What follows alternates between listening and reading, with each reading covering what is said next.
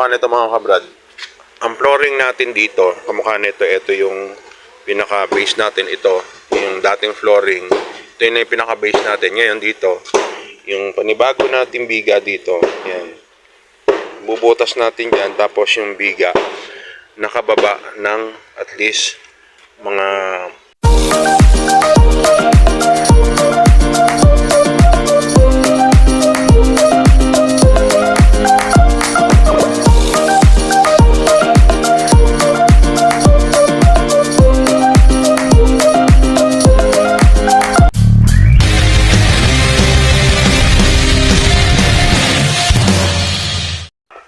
so ayan mga brad, isang napakagandang umaga po sa ating lahat. Umpisa na naman ang pakikitigmaan dito sa ating trabaho.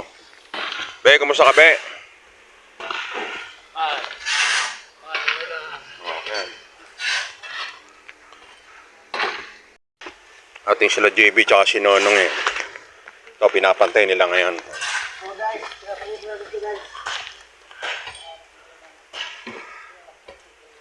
Itong dalawang to malupit sa patagan eh.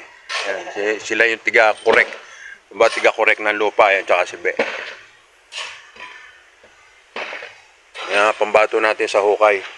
Ito naman yung pang-arawan.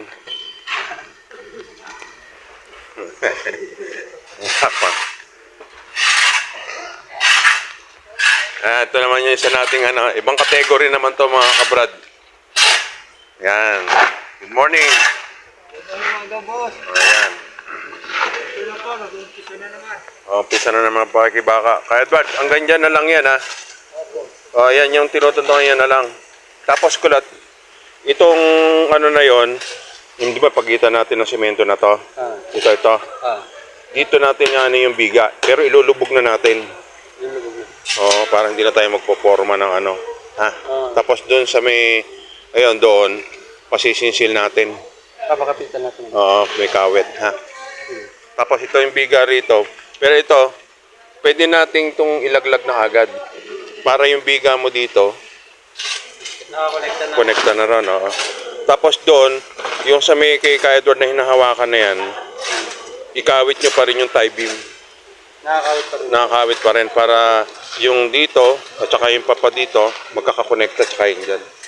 Ha?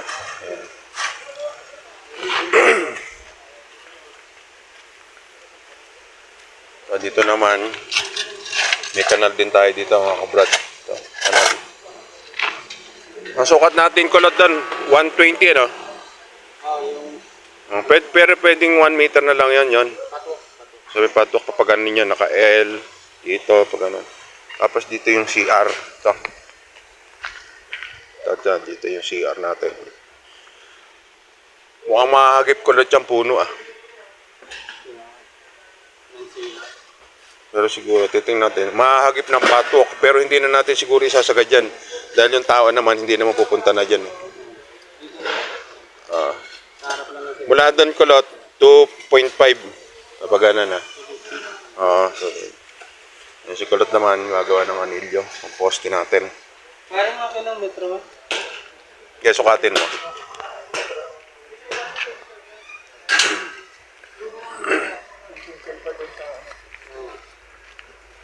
Hindi, doon ka sa bukat siya, no? Yan, dyan. 250. Ano ba ginawa mo doon gilid? Sa gilid ba yan? Yan. Dan, pakisuyo nga, Dan. Ayaw. Oo nga doon. Ano na sa gulid? 250. On center, yan. Yun, kulat nakagilid. Hindi naman lang nakabutin. Yan. Ibig sabihin, kung dyan yung 250, yan. Yung 250 mo, sa ano yun? Sa loob. Sa loob siya, ganyan. Hindi, sa labas. Labas pala. Labas, kasi kabilang gilid yun. Parang lumalabas din siya on center. Tandaan mo yun, pagka nagkamukha doon, nasa loob ka, loob din dyan sa loob. Yan. So, ayan mga kabrad. Dito yung CR natin. Tapos, ito bago yan. Bakit pagkatapos ni Ka Edward dito? Dito na natin, ito Ka Edward. Papalasin mo naman to. Papantayin. Ile-level natin dyan sa may ano na to dito. Kasi magkakaroon yan yung mage quarter at saka yung sa CR.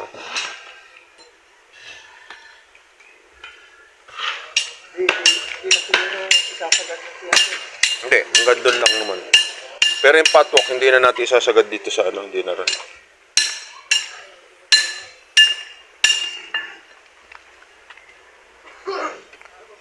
Dan pag ano doon pa yung na ano, yung sinsili na ano na yan.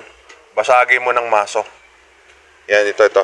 Yung ano na yan, yung nakagilid. Kasi yung kanal natin kapag ganun.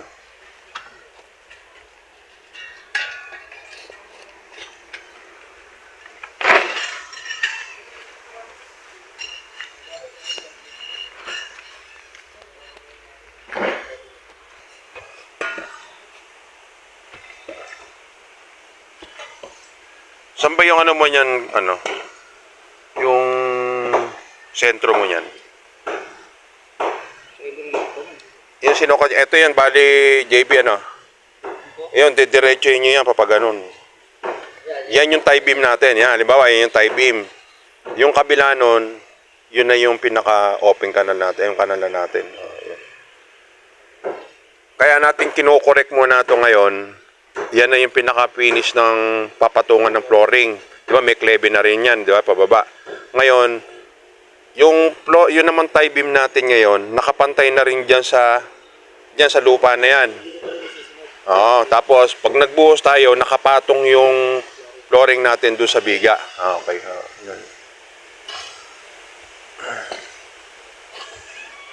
Kaya tandaan nyo, pagka yung ganun nagpo-flooring, dapat nakaibabaw sa biga. Yung iba kasi kalimitan, nakatumbok. Oo, mali yun, mali. Dapat nakapatong.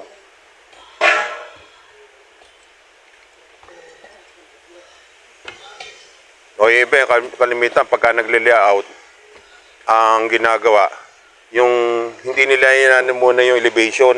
Yung kamukha nito, ang ginawa natin, di ba? Yan, yung mga tanse. Nakikita niyo yung tanse. Yan yung pinaka-wrap. Wrap natin yan.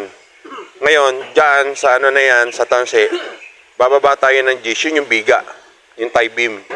Ngayon, pag binuhusan natin yan, nakapatong tayo dun sa tie beam. Iba kasi ginagawa, minsan, ang patong na lang dun sa tie beam, manipis na lang. Yung bakal na lang yung nagbibitbit. Medyo, iba-iba, medyo may kahinaan yun. Tsaka yung iba naman nakatumbok sa biga, mali yun. Nakatumbok, oo, mali. Dapat yun, nakapatong talaga. Yun naman nagkukos ng ganun pagka nakatumbok. Crack, makikita mo, nagkaka-hairline. Oo, yun, ganun. Kaya kailangan laging patong. Dito naman, Dave, di ba biga? Ganun din. Yung gilid nito, itong gilid na yan, aasintadahan natin, kanal na rin yan. Kanal na rin. Hindi, dito lang sa L. Itong L lang na ito. Doon, wala na doon. Doon, wala na. Yung doon na lang, mula doon sa may terrace na yon, nakasusuka tayo ng 1 meter. Patwalk yun. Tapos, sa kabila ng patwalk, yun na yung open canal na natin uli. Papalabas na tayo doon. Sa ano doon.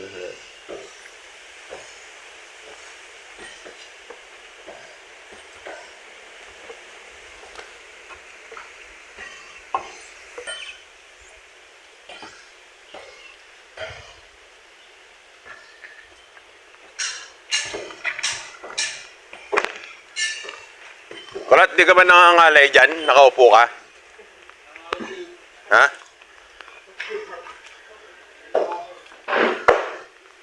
Talagang sinapinan mo pa yung piton mo, ma. Para comfort na comfort.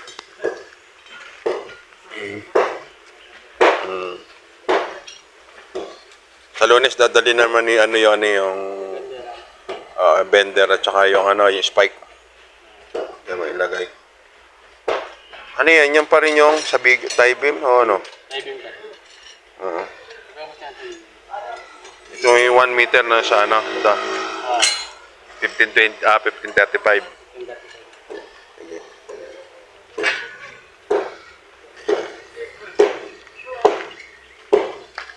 Yan.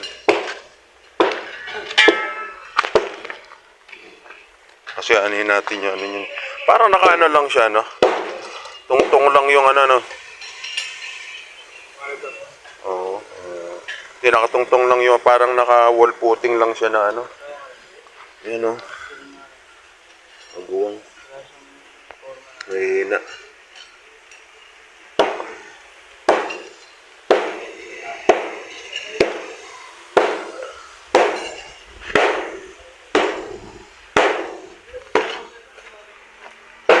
Tapos dito naman mga kabrad yung ating dirty kitchen. Ito, yung portion na to, dirty kitchen, tsaka laundry. Yan, itong area na yan. Kaya ito, ang gagawin natin dito mga kabrad to. I-elevate natin ganon, tapos pantay. Pagdating doon, dahil mataas doon, ang gagawin natin doon, isang step para level na doon sa mid quarter. Yan.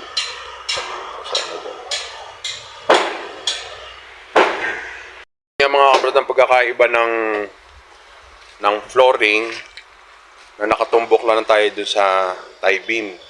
Ang problema natin doon sa gano'n, nagkakaroon ng crack. Hindi, ang pagkakaiba no, sa nakapatong sa tie beam, mas matibay. Parang kumbaga ang tie beam, parang binibitbit pa niya yung flooring natin. Hindi ka mukha nung iba mga pagka nagpe-prepare, ang ginagawa, yung bakal, hindi nila nilalagyan ng allowance yung papatungan ng tagneto ng flooring. Kaya ang nangyayari, tumutumbok. Doon, nagkakaroon ng problema doon. Nagkakaroon ng crack. Hindi ka mukha nung nakapatong. Kumbaga, yung tie beam, bukod sa nagkakapit sa mga bawat poste, yun sila yung nag-uugnay sa bawat poste. Parang kumbaga sa ano, sila yung nagsisilbing brace, kumbaga sa lamesa, yung sa paa. Ay. So, ayun nga mga kabrad. Kamukha dito sa ating flooring ng CR. Kamukha nito mga kabrad. Ang flooring natin dito, kamukha nito, ito yung pinaka-base natin ito. Yung dating flooring. Ito yung pinaka-base natin. Ngayon dito, yung panibago nating biga dito. Yan. Bubutas natin yan. Tapos yung biga, nakababa ng at least mga 10 cm. Yan. Or 4 inches. Yan. Ngayon, pag pinoringan to, nakapatong na tayo dun sa tie beam natin. Yan, kamukha niyang paikot yan. Ngayon, doon naman sa bakod na yon, tutumbok tayo doon, tapos papalabas tayo ng bakal, tapos doon tayo kakawit. Importante yon, yung pagkawit ng bakal, bawat konekta ng flooring. Yan. Ito, kamukha na ito, yung ginawa ni Ka Edward. Ito, yung tie beam natin, ayan, nakababa tayo dito ng, kasi 30 to 30. Nakababa tayo ng 10 cm or 4 inches. Yan, dito yung pinaka tie beam natin. Ngayon, pag pinoringan natin to, nakapatong. Patong na siya. Oo. Okay, tandaan mo ka Edward yun. Importante yun. Nakapatong mo, dapat naman talaga nakapatong. Kumbaga, yun yung standard natin lagi. Kapatong yung ano, hindi yung nakatumbok. Kasi pag bukod doon, nagkakaroon siya ng crack. Yun yung nagkakaroon ng crack. Oo. Tsaka doon, isa pa, yung kamukha niyan sa ganyan, walang kasya dyan dahil meron tayong connect dito. Naka-connect tayo doon sa biga anon. Naka-connecta rin tayo doon. Yun, i-connecta rin natin yung biga doon. Kaya magkaka-connect pa rin sila.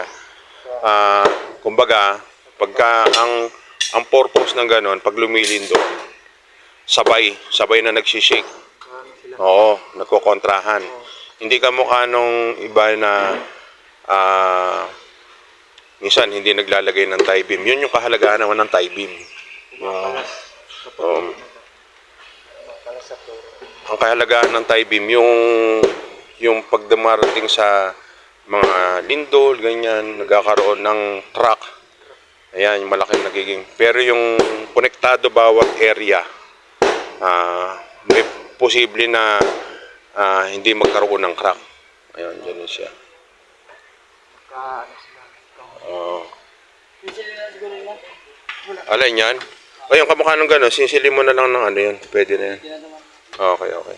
Di mo, ang ginawa lang nila doon ng tie-beam, paano, ang parang wall putting. Nakaganon lang salo. Pero nakalutang. O, mali yan. Ganyan. Isa pang mali nito mga kabrad, pagdating sa paggagawa ng struktura, o kaya ito, simple-simple, bakod. Ayan. Meron silang wall putting. Ito yung wall putting na tinatawag yan. Yung sumasalo sa wall. Tapos, ang problema nito, tandaan natin mga kabrad, yan, hindi po pwede yung bakal na nakadikit sa lupa. Yun yung lagi nating iniiwasan doon dahil pag nakadikit sa lupa yan, posible, pagdating ng araw yan, pag lagi natutubig, kakalawangin hanggang sa mabulok. At saka mali. Isa pa, yun nga, wala siyang tibay. Parang nangyari lang noon, sinalo lang niya yung halo na ibinuhos. Iba pa rin yung bakal, yung wall footing, yung bakal na yan, nakagitna sa buhos. Kung ba nagkukontra yung baba at saka yung taas. Yun, napakahalaga nun.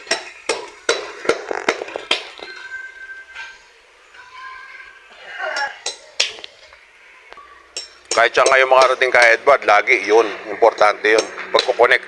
Tapos isa pa, pag nagbubuhos, eto ka Edward, yung halimbawa, yung ganitong kakapal yung buhos. Kailangan yung bakal natin, nakagitna dyan. Hati. Hati siya. Para yung flooring naka sa anong side. Oo, ibig sabihin yung ano niya, yung may tibay, hindi yung kamukha nito, tingnan mo yan. Yung bakal nitong wall footing nito, parang nakita niya parang sinahod. Sinahod lang yung halo, parang ginanon lang yung halo. O, wala ano silbi nung walang silbi yung bakal. Ginawa lang yung panalo. Oo. Dapat yung simento, yung halo na buhos at yung bakal, kailangan magka-connect din sila. Magkakakapit. Yan o. So yun yung mga kabrad, yung mga itong umaga na ito, yung dagdag kaalaman natin para dun sa ating pag gumagawa tayo ng maliit man o malaki na bahay na yari sa semento. Napakahalaga ng tie beam at kung paano mo i-prepare ang tie beam na nakaprepare doon sa ating flooring or sa wall ng gagawin nating parang kumbaga ito sa wall footing, kamukha niya, binanggit ko kanina, mali yan. Mali yung ganito. Parang nangyari lang dito, sinalo lang nung bakal yung halo, pati yung hollow blocks. Kaya wala siyang tibay pag gano'n. Yan mga kabrad. Yan, muli, maraming salamat mga kabrad. God bless po.